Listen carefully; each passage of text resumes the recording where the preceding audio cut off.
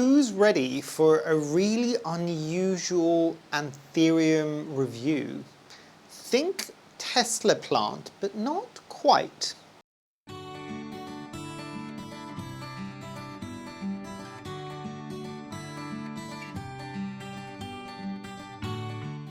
Hi there, my name is Memo, this is my channel, Houseplantygoodness, and essentially it's a place where I like to geek out about my big passion. You might be able to see some of it behind me, it's tropical houseplants. So today, as I said, I want to do a review on an Anthurium that has got a very unusual kind of leaf shape as well. And obviously if you want to catch up on some of my other review videos, I will add them at the top there. I will also apologize in advance. I don't know in which order you're going to get some of these review videos, but whilst I'm away for 2 weeks in the beginning of September, you might get, I'm hoping to kind of mix and match it as much as possible, but you might just get kind of back-to-back like 4 review videos, purely because for me at least they're a bit kind of more straightforward to film and they're a bit more straightforward to edit, and considering that I don't have an awful lot of time, it's the kind of reality, so at least I can give you some content for you to enjoy whilst I am on holiday. But without further ado, let me show you the Anthurium that I'm going to be reviewing today.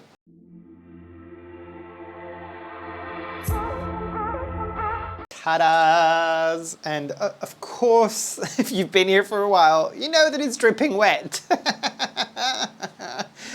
God forbid I do this when it is dry. So this is the Anthurium Pinkleyi, and you can kind of see there, and I can show you some more of its leaves there. Can you understand what I meant now about the Tesla plant? And I get it before anybody says this might not be for everybody. But let's dive into the background for this essentially. So, I mean, look at the bushy growth that's happening at the bottom. So background on this is that it wasn't a plant that I'd ever really kind of seen, had heard of, was aware of, wanted, wasn't part of like a wish list that I had. But the thing that I did like, and you might be able to see it here, can you see that slight cuppiness that is happening in the leaf there? And some of these older leaves do have that structure a bit more, I don't know whether or not that's coming across quite as clearly, but I did get my Anthurium Arrow probably a year or 2 ago now, and it had that cupping shape, and I really ended up enjoying it because I'm just like, this is so weird. Look at the shape of that leaf. So I was just like, ooh, when I saw this, and I'm just like, it's also got the Tesla-y vibe, and it's got the cuppy thing. I'm just like, so many weird things and wonderful things about this plant. Why not? Let's give this a try. And that's kind of like, that was it basically. I just saw it on the seller's website and just went, ooh, that seems interesting. There's a new growth point there as well for you, for the eagle-eyed you might have noticed. Some other people you might have noticed. There it is.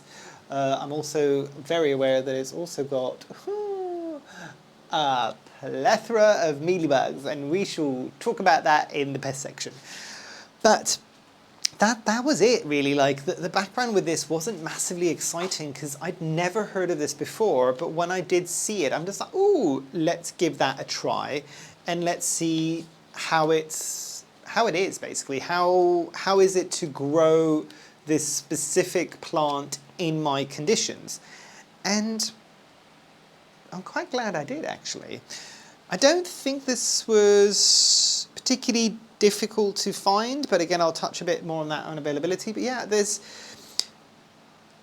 is not one that you see everywhere, and I don't know a lot of other people that have got this. If you have got this, let us know down below, and also let us know, how did you come across it? Was it a bit like me? Did you kind of like stumble across it and just go, ooh, interesting?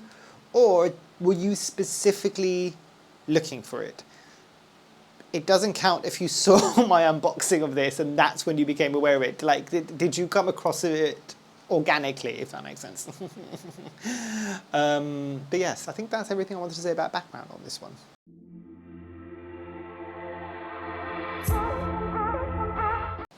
Should we move on to speed of growth? Because I've got a few things to say about this on speed of growth. Insane. Maybe one word actually, instead of a lot of words. insane. I don't think I have got another Anthurium that grows as consistently and as fast as this plant does for me. Without a shadow of a doubt. I mean, it's also, when it came to me, it had the one central growing point that you can kind of see in there, like it's very, very, very thick. And it has only obviously got thicker since I've owned it. But it had one growing point and it had maybe one little pup on the side. It's got 1, 2, 3, 4. 4 pups now and the main plant. This is prolific as a grower. So consistent. This will grow during the winter, almost to the same speed that it's growing during the summer.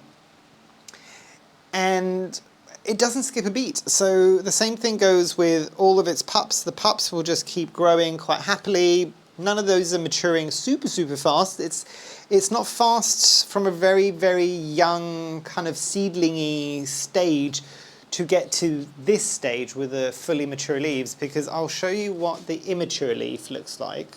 It looks like that. So nothing's necessarily to write home about, but it does turn into this. So let's benchmark the speed on this one. If I was to benchmark this against my golden pothos, in this space, in the growing season, in the summer, will grow on each vine between 2 to 3 leaves each month. What about this? This will do 1 to 2 leaves each month in the growing season, and in the winter months, and the kind of more dormant season for a lot of the other plants, still bring out a leaf a month, roughly. So really, really, really fast grower, and consistent as well, even with pests.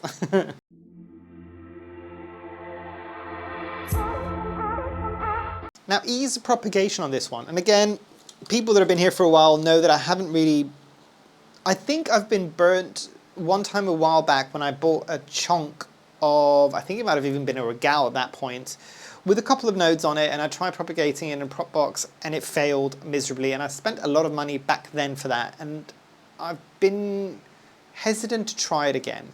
Do I need to do it? Yes, I do. Do I have space enough to get another massive Anthurium like this if I propagate it? Probably not. But the one thing I will say is, can you see the growing stem and quite how many aerial roots? Yes, the internodal space can be a bit tight at times, but loads. And because it grows, so let me kind of explain this a bit better.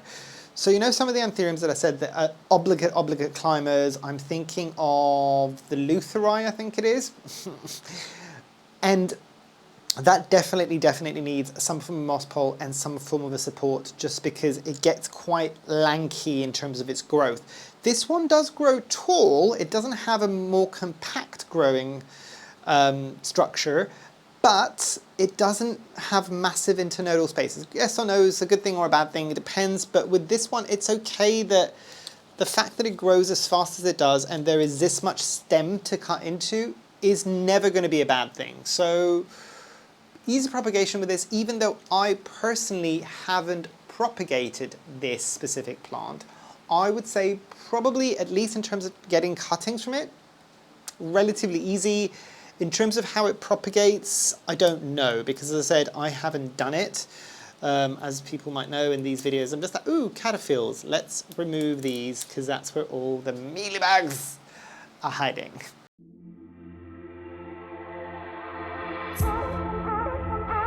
But looking at availability for this one, so this is interesting, because as I said, I found this on a seller's website. Specifically, I think this was an Ecuagenera order. If I can find the original unboxing video, I will link it somewhere at the top as well.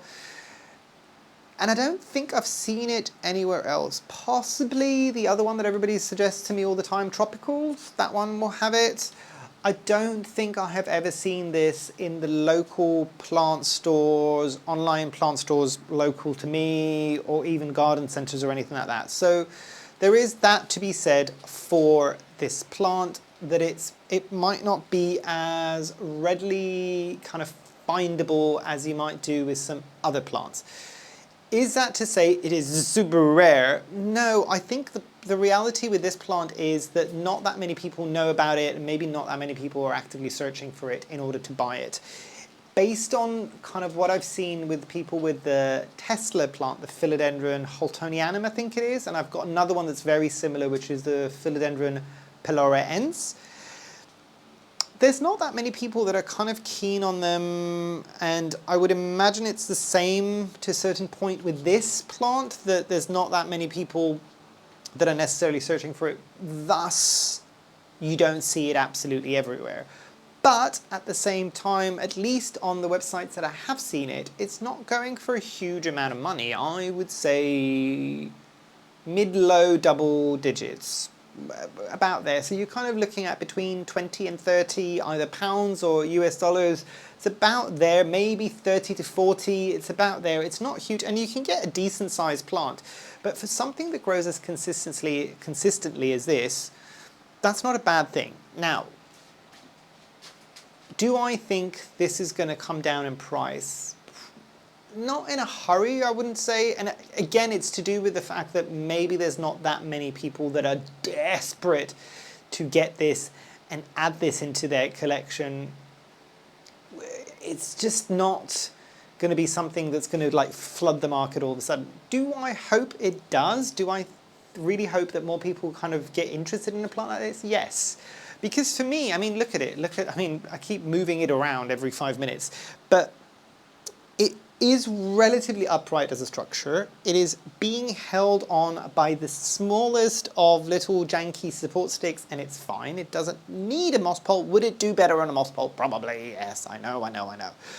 But it stays relatively compact. It's only when you get to those top leaves, because they need the space, can you see that it starts widening out, which I think for a lot of us might not be as much of an issue. The problem that a lot of us would have is the plants that are wide from the word go, from very, very low, they get very, very wide, and it's just like, where am I going to put you? Where am I going to put you? The plants that start off narrower in the base and maybe get a bit wider at the top might not necessarily be an issue, because depending on where you've got it, especially if it's slightly brighter light conditions, that top canopy, those leaves will create a bit of a canopy, can then potentially shade some other plants that might need a bit less light underneath it, which is kind of cool.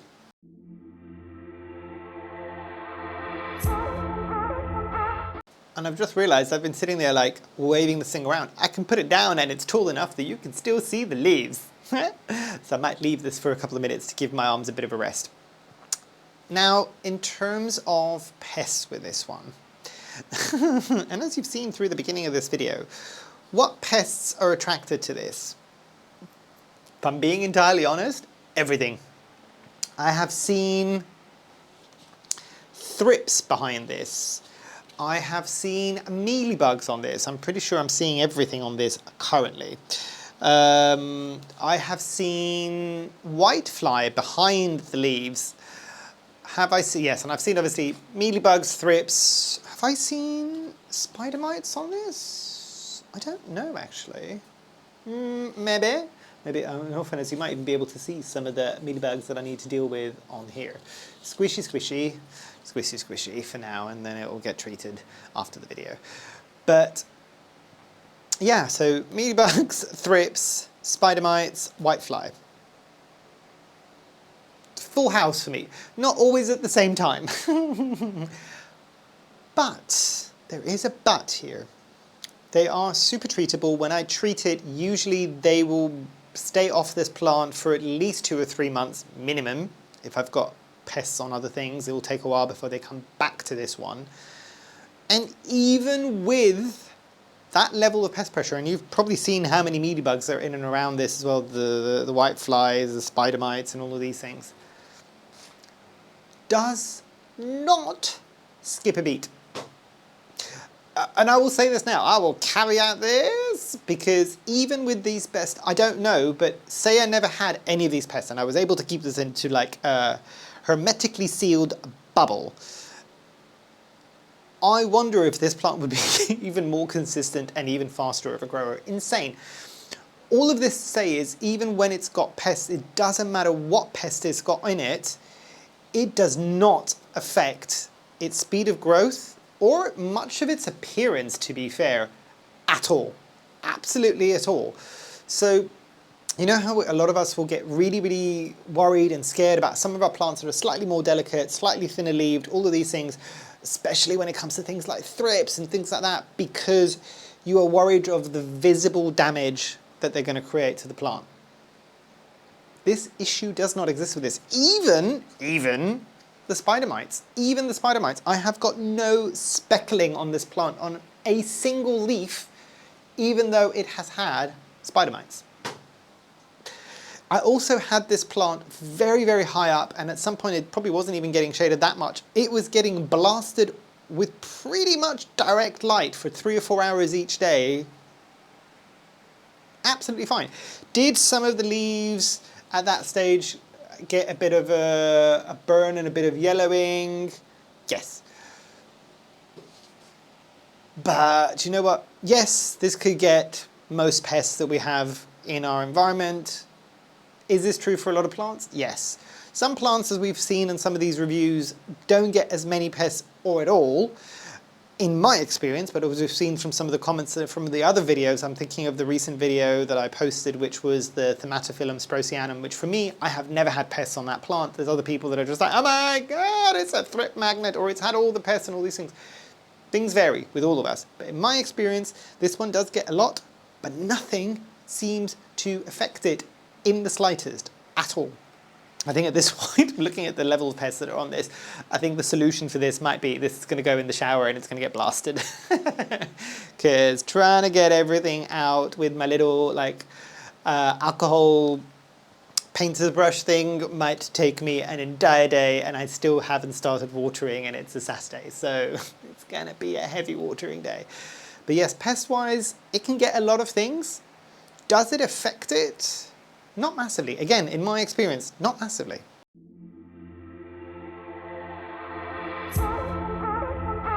Coming into accessories and care, and I'll show you again, I'll lift it again. So this is how I'm growing it. This is in a clear plastic pot with the holes that I usually have. This is in the coarse semi-hydro mix from Soil Ninja, so just really chunky pon essentially. And this pretty much sits in a water reservoir year round, and I'm going to try and show you without me dropping every single bit of the media on the ground, but you might be able to see some roots coming out of that. It's doing really, really well. In the summer months that we are now, I need to refill that water reservoir because it will be bone dry every 4 days in this space. So that gives you an idea. This is a thirsty Anthurium, and I did not realize this because I was really holding back on its water. It's only when I started kind of essentially what I thought would be overwatering that this plant really, really, really took off. So that's something to bear in mind. The pest issues, yes, I would suggest, and I think that's the problem with this. I usually have multiple predatory mite satchels on this, and at the moment I think there's only one.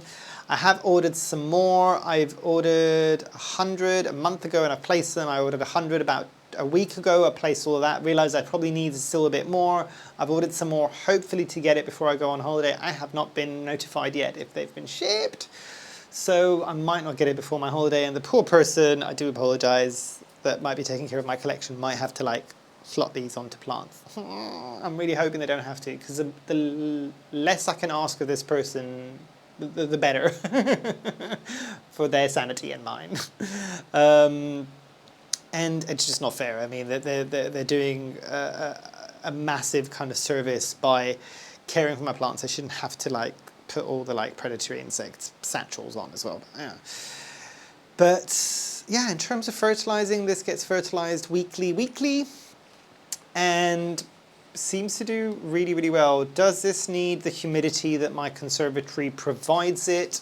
That's an interesting one. I don't think so.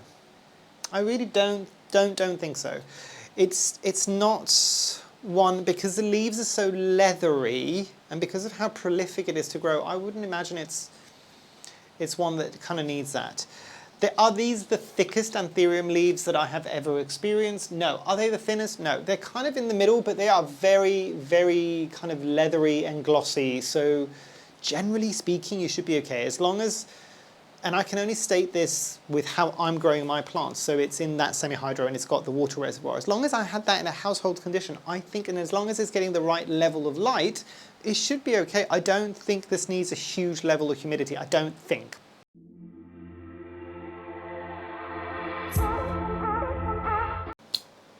But let's come into what my final thoughts are for this plant, and I'll lift it up again so you can kind of see it after I've been waving it around for most of the video.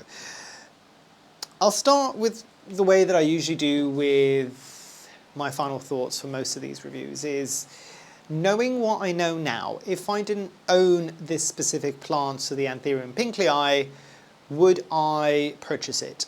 100%. 100%. If this plant ever goes south for me, I will be hunting down another one and repurchasing 100%. This brings me an awful lot of joy, and actually, I mentioned the Peloraense philodendron and the Haltonianum philodendron, and they are slightly different. They are much more thinner kind of tea leaves for the Tesla side of things. I really like this, and I think looking at this, and it's only because somebody recently posted about it, is it the philodendron 68689? I might be wrong. It's the one with all the numbers and the 6 and the 8s and everything like that. The one that is meant to look like the, why am I blocking? Because I've got the one that it's meant to look at, the UPI, the philodendron UPI-ish. That one's got slightly thicker leaves, and I think it's more reminiscent of this. I enjoy this a lot more. This is faster, more consistent than either one of the two philodendrons that I was talking about. So the Tesla-y plants, the Peloraense and the Haltonianum, and a lot less fuss. This is less fussy than philodendrons. It's hysterical. Not that those philodendrons are fussy, but this is so easygoing that, yeah, hands down. Hands down, I would repurchase this. It's bringing me, and it has brought me, an awful lot of joy.